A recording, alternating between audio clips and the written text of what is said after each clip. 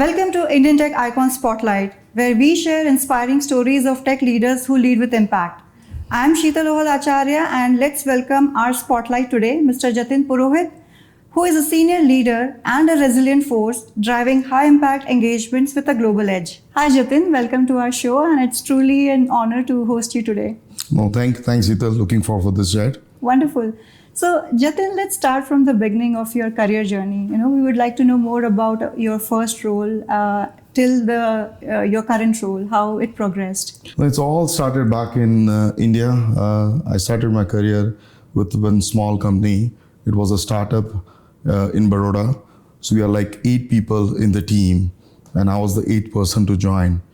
And I remember in my old days, I was doing a coding. At the same time, I was carrying the screwdriver in my back pocket because those days it was a big, bulky computers which we need to kind of work on it. So from there, I moved to Mumbai. I joined one of the multinational company, one of the leading Indian multinational company. It was good opportunity, good learning exposure there. Through that organizations, I got the opportunity to move to Denmark.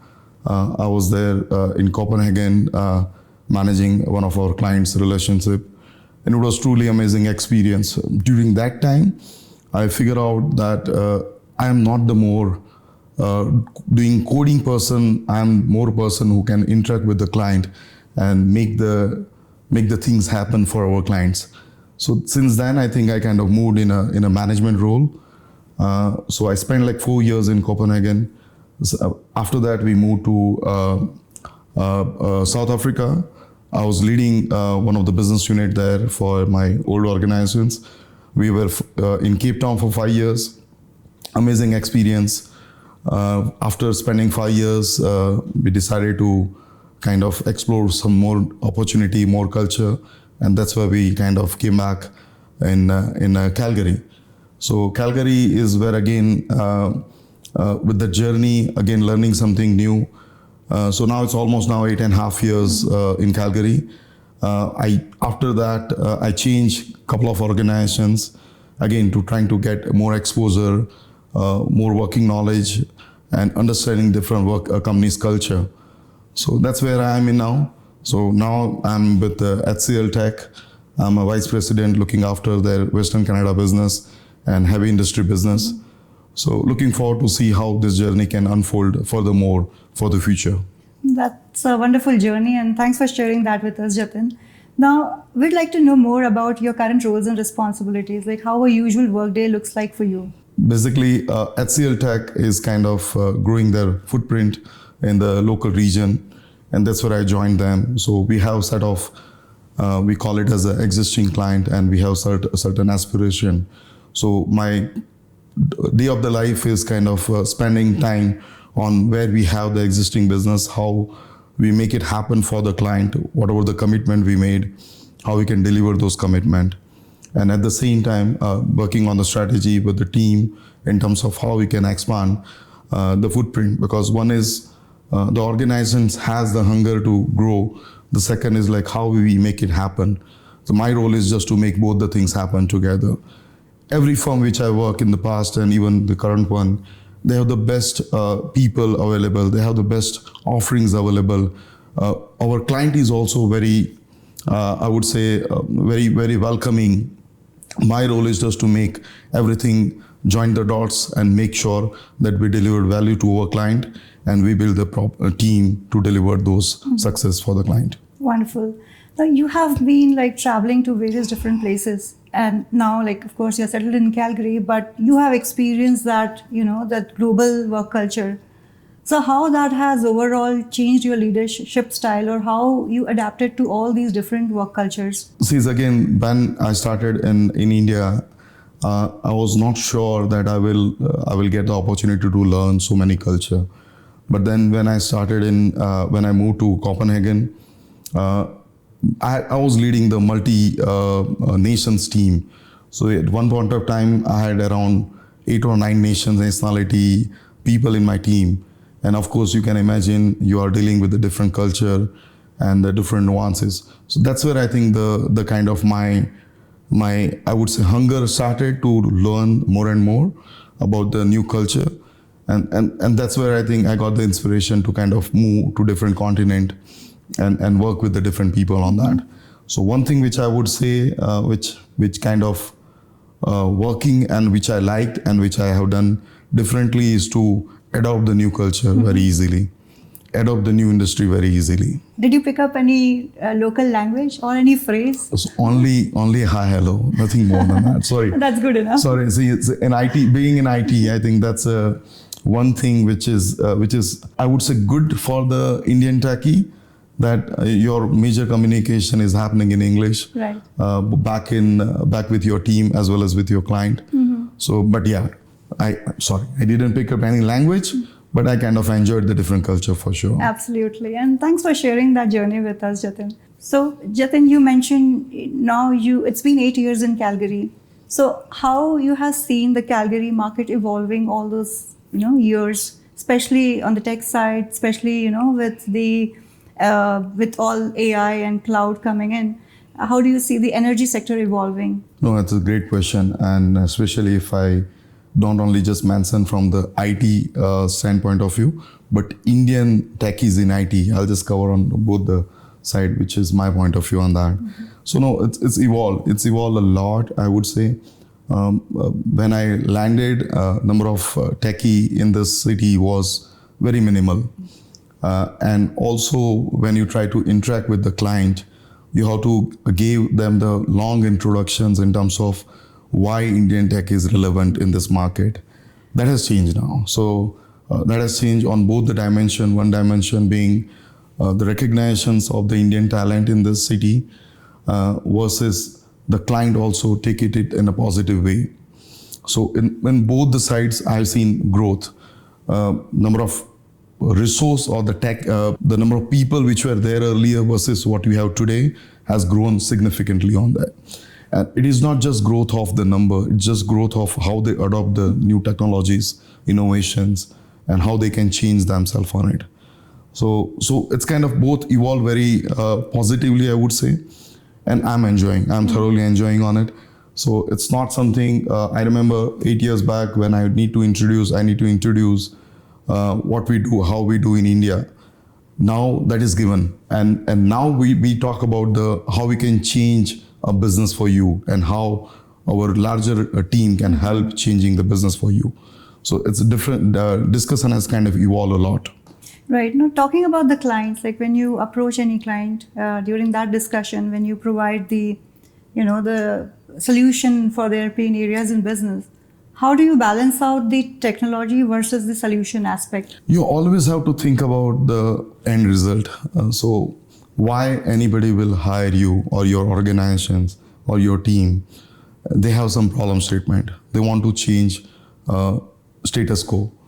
So if you understand their problem statement and try to find a solutions around that, is what the success all lies on it. Is like what I am doing for you versus what jointly we will make success for you is a big difference is there. Because I can go and brag about the best certifications my team has, based awards which we won as organizations or my team. That is not going to change the needle. How that experience will carry a change for your organization is what we are trying to bring now. And once you start talking in their language, they will appreciate and they will have a different dialogue altogether. So that's what I'm doing. And so far it's working successfully, I would say. Yeah, and that's a great perspective. Now, Jatin, talking about, again, the industries that you have been into, are there any common challenges that you have seen in implementing like large-scale transformations? Adopting the change is a big challenge. So if I go back in my past experience working for a shipping logistic company, to the insurance company, to the oil and gas company, everywhere the management want to do something versus the people on the ground has a different aspiration. They have their day life, they have their work life. They need to balance out day life, work balance, and also they are worried about their job security. So with all those nuances and aspect, how you can create the win-win situations and make this adoption of the change very easy is where I think we need to focus, and that's where I think we kind of make that happen for the client.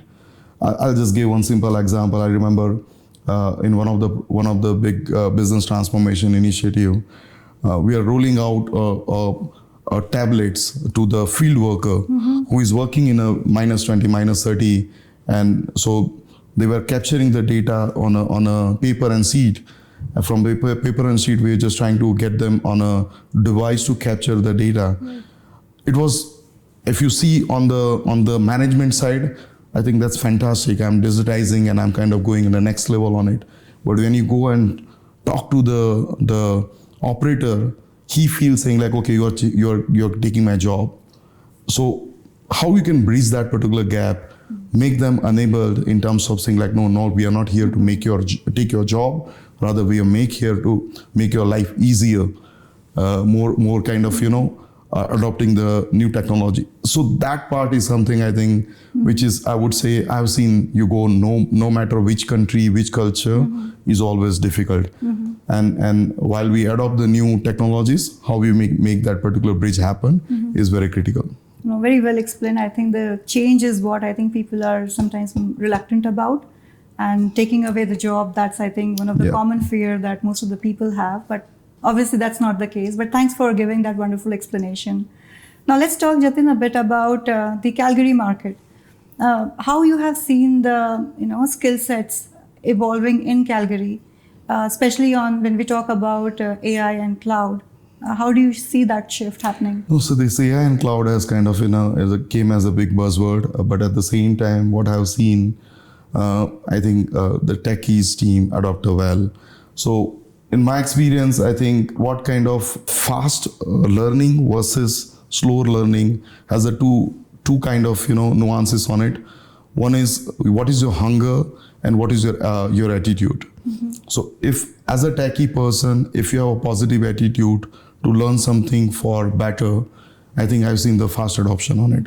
And that's what as a leader, what I try to do with my team is just to bring that attitude, saying like, okay, this change is better for you. And once you go on that dimensions, I think change become very easier. Especially in the Calgary market, I remember, so we had the kind of local talent. Many a time, Alberta is the economy where you have many people who moved out from the different provinces, different cities to make Calgary as home, like I'm one of them. So what I've seen is like, I think that is kind of emerging big time. And with that, people also adopting the change, the technology wise, and make it for tomorrow is happening very big time. So if I just want to kind of quote me, in my early days, I remember I managed to kind of bring almost 100 plus families in the city. Now, again, a proud moment for me personally, because yes, I had like team size of 7-8, and now all of a sudden I have the team size of total 400 to manage across the globe. And out of that 100 plus team in Calgary, and out of that 100, you can think about the families which is kind of coming through, and they're making their life different. And not only they just came and adopted the Calgary culture or Calgary market, they also adopted the change which comes along with it. So you had the pre-COVID era, you had the COVID era, and you have the post-COVID era. You have the AI, ML, agentic AI, and the things are changing a big time on it. So on both the sides, how you adopt the culture, how you adopt the technology, I have seen that is in a fast pace. Again, the key mantra here is how you become a kind of a hunger in yourself, and also how you can kind of get that edge in terms of I want to do something new, something different for the positivity. Yeah, hunger to learn, I think that's very important. And thank you for sharing that perspective, Jatin. So Jatin, talking about teams, with this, high-paced work environment where you have like a lot of projects to deliver, how important it is to keep the team members always motivated? No, first of all, having a right team is all about getting success, because if you don't have the right team, I think success is kind of, you have to work hard for the success. Right. So to building the right team is what something I have done throughout my career. And I would say I'm a little proud for that, because when I see my team or my leads, which is now doing great in their respective job roles. When I kind of see them and see that success, I feel very proud on it. The whole motivation is in terms of how you become a role model for them. If you have some production problem, or if you have new technology delivery need to be delivered in a shorter time, or learn something new, if I don't become a role model for them, they don't have any motivation. So that's where I think I kind of try to adopt the change very not kind of would take a big resistance, rather change is always positive. With that attitude, I kind of work very closely with my team to make that happen for them also. Now, I'm the kind of lead who would like to kind of make a team happy. Now, when I say team happy, that doesn't mean that, okay, they want to take the breaks and vacations and I grant them. It's not like that. It's like, if I want to be successful, each individual in my team member has their own personal aspiration, their professional aspirations, how we can build the journey to achieve both the objectives. And once that happens, you have the happy team. Once you have the happy team, you have the happy client, and your life becomes a little easier. Right. So you talked about picking the right team, right? So what are the core qualities that you look for when you hire a team for any of your projects? In IT field, I think you have a plethora of technologies which you need to work on it.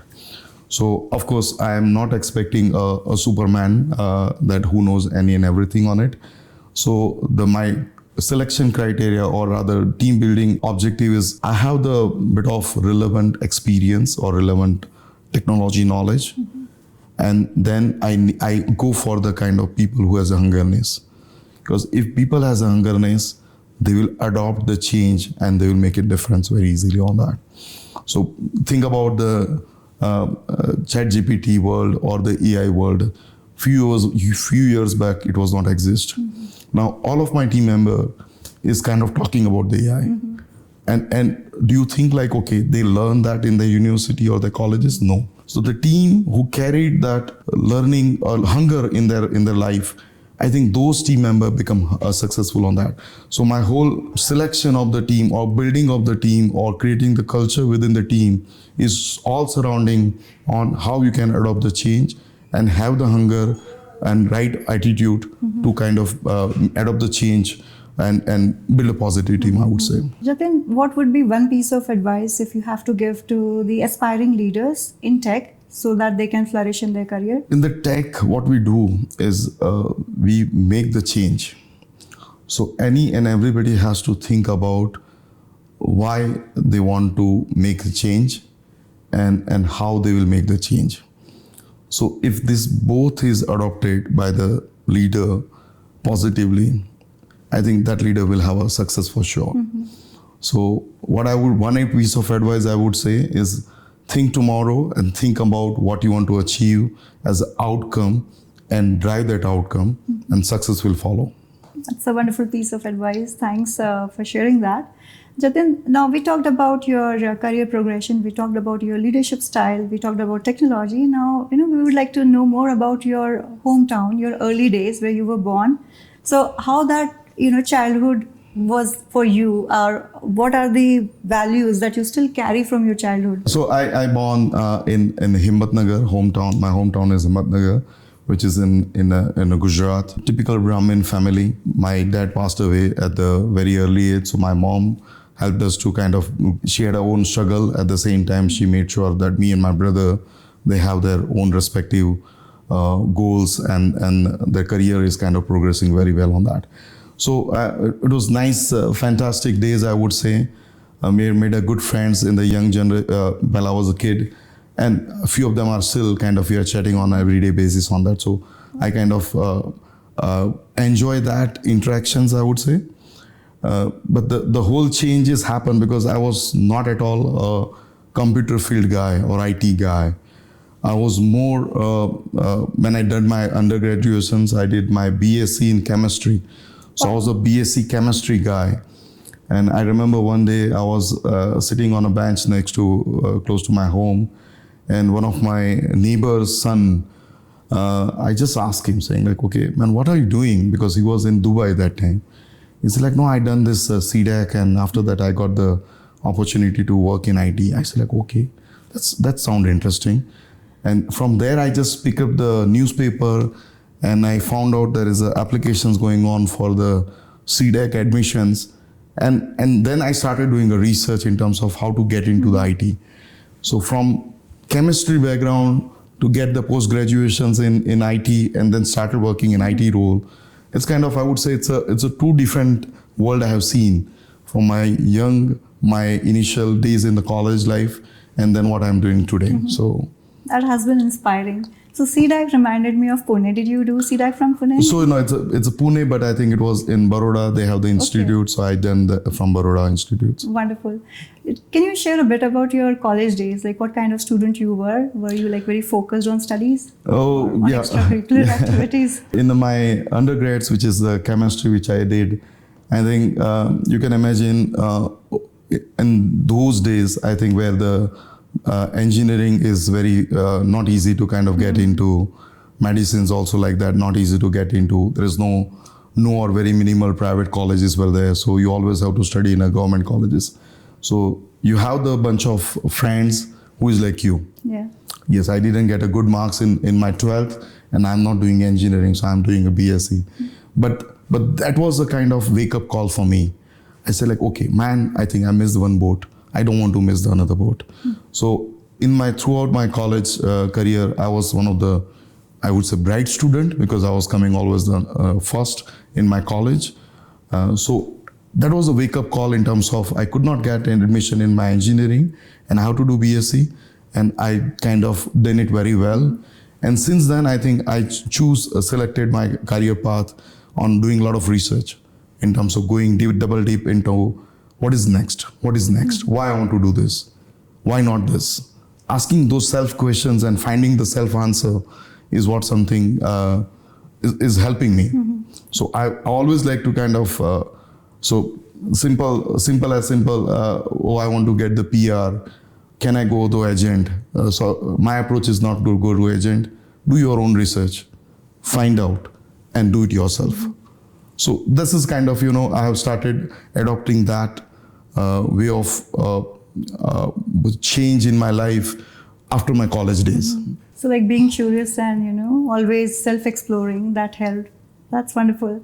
Now, do you had any like kind of mentors or friends, whom you remember, who have guided you somewhere in your career? No, so of course, friends are many. So you have one is a professional friend, second is a personal friend. So professional friends, when I started my first career back in Baroda, I had those friends still. They are my friend. I do talk to them very often. They gave me that go get positive attitude is what something I got from them. Since then, I think I didn't created what I would say the one mentor approach. I always try to explore more and more new and new. So in each phase of my career, when I was in Mumbai, when I was in Copenhagen, when I was in Denmark, when I was here, I have the different mentors and I followed them. But after a while, I choose my own path in terms of, yes, I learn, I kind of get the inspirations from them, but now what is good for me? Let me decide by myself on that. It has been truly inspiring. So, Jatin, let's now talk a bit about your family. Who all are the key members in your family? No, family. So, my wife and I have two daughters. My elder one, she's now a university student. So, she's in a UBC Okanagan campus. She's doing nursing. My younger one, she's in high school. She's in grade 10. Now she will be in grade 11 very soon. And of course, my wonderful wife. My wife is and this whole my family is a bit of inspiration because they help me in my journey. They allow me to kind of flourish myself and do what I want to do it. And they were truly inspiration for me. Absolutely. So I did get a chance to meet your lovely wife, and I know she's also working. So how do you both like kind of take out time for your family bonding activities with your kids? What are the weekend rituals that you both usually follow? No, I think so wife is kind of is a big pillar for me. When my kids were younger, I think she decided to stay at home, to kind of take care of the kids. The kids reach to the age where now she can do something she like to do, and that's where now she's working in pharmacy.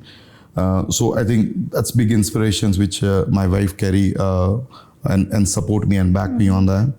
So, given the demanding role, Jatin, you have, how do you strike out the balance between work and your family life? See, one thing is I have the very great team. So when you have the great team, I think that allow you to kind of do the work-life balance very easily. So in my early life, I was today also I'm a workaholic guy. I'm always 24/7. I'm on, but that doesn't mean that I don't focus on my family. So it's kind of, I don't do 8 to 5 jobs. So it's not something like, okay, 5 o'clock I shut down my laptop and now it's time for family. Rather, during that 8 to 5 also, it's a family time. After also, it's a family time and work life. So it's a blended all very nicely. Family has helped us me to kind of work out on that way very easily. I have my own kind of bit of what I would say hobbies to follow. So I'm a Guju guy. Being a Guju guy, you always think about a business. Yeah. So while I take my job as a business in terms of how I can grow my organization's footprint and the growth here, at the same time, I also think in terms of what I can do tomorrow different, what I can do in my second phase of life, a different, not IT, what else. So I kind of spend a lot of time analyzing and following the different industry. What I would say last couple of years, I'm very big time focusing on the real estate market. So it's again a different hobbies which I follow on that. My big hobby is also to follow the politics. So I love following politics and I have my own point of view. Many a time people don't like it, but I have that point of view. So I kind of balance out work, blending that with the life, having a happy family, and also follow some of your tomorrow's plan objectives. Absolutely. And about politics, we can talk offline. Sure. Well, thank you so much, Jatin. I think you have shared all your the inspiring journey. It has been like truly inspiring for those who are listening to you, listening to the show. And thanks for sharing your wonderful, wonderful family life with us. And I know we are almost nearing the end of our conversation. And at the end, we have a round called as the rapid fire round, Sure. where I'll be asking you some questions and I would be expecting some quick answers from you. Oh, sure. I'm You happy ready? for it. Yeah. Okay, so let's get started. So your first question. Okay. Canada, South Africa, Denmark, India. Which place challenged your leadership style the most? All. All? Everywhere is a different thing. So it's all. None of them are easy to go. Okay, taken. Ever closed a deal over a cup of chai or coffee? This is a myth. There is nothing called chai and coffee will make you the deal. But chai and coffee make you a relationship which can drive towards success and closing the deal for you. Lovely answer. Next question. Innovation in one word. Change adoption. Very nice. Next question. If you could swap jobs with anyone for a day, who would it be? Politician. That's your favorite area. One day I will be politician. I don't know when, but yeah. Wish you good luck and success for that. Thank you. Sure. Now, another one. Is circling back just corporate for I haven't done it yet? Many things I have not done. I think so. It's like, see, the world is very vast and there is various things to achieve. And in my belief is like in your one life, you're not able to do that. So I think there are many rules, which is something which I kind of not done. If given the chance, I'm happy to do it. So one thing which I want to quote here is I'll always be on a consulting side. So I'm providing service to the client. What I have not done so far is being a client. So if tomorrow I have the opportunity, I'm happy to be a client and see that world as well. The other side. Other side, yes. And the grass is always greener on the other side. I know that it is not green, but it's still get the experience. Okay, that's nice. Now, the next question. If you could instantly master any skill, what would it be? Instantly master. There is nothing like instantly master, but cooking. I tried my little bit here and there, but one day it's nice taste, the second day is not nice taste. So yeah, I think cooking. So my wife is very happy, my kids are happy that daddy is cooking for them. Oh wow. Otherwise, you can try those instant noodles. Yeah, That could be some I hate instant that. cooking. I hate that. So, but at the same time, cooking takes time. So, both is not kind of, it's hard to find both of them. Absolutely. And your last question, what's one thing on your bucket list? I've seen the 3 continents now, including India. I think 4 continents on there. There are a few more continents still there to go and stay there. So it's not just visit. I stayed like 4 years, 5 years, now 8 years. And India is, of course, I born and kind of bring up on there. So if given a chance, I want to go and stay in each continent for longer durations to learn their culture. That's wonderful, and you really played well. Thank you so much, Jatin, for taking out time for our show, and your story has been truly inspiring, and we wish you continued success and keep rocking, keep leaving that great impact. And thanks once again for being on our show. Well, thanks for your time. It was wonderful chatting with you. Same here. Thank you.